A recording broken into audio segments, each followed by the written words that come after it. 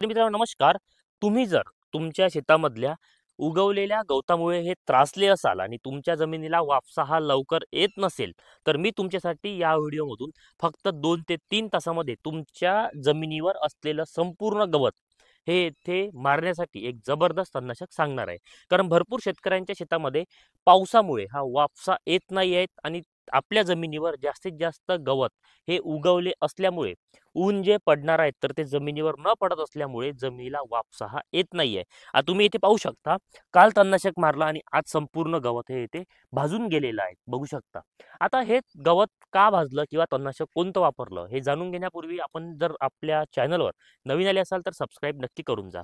तर तणनाशक जे वापरलं आहे तर ते तणनाशक आपण काल वापरलं बघा. आज या शेताची कंडिशन बघू शकता तुम्ही, संपूर्ण गवत हे येथे वाळलेलं तुम्हाला हे दिसून येत आहे. आता हे तणनाशक आहे पॅराकॉट डायक्लोराइड. याचं प्रमाण नेमकं किती घ्यावं?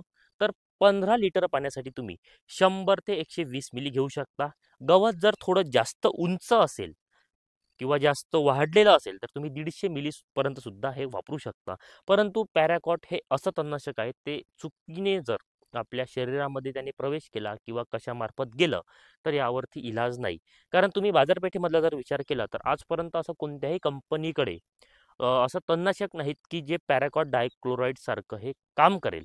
ग्रामोक्झोनमध्ये हाच घटक आहे पॅराकॉट डायक्लोराइड. तर तुम्ही जर पॅराकॉट डायक्लोराइड जर फवारणी करत असाल तर थोडं काळजीपूर्वक करा, कारण हे पोटामध्ये गेल्यावर यावरती कुठल्याही प्रकारचा इलाज नाही.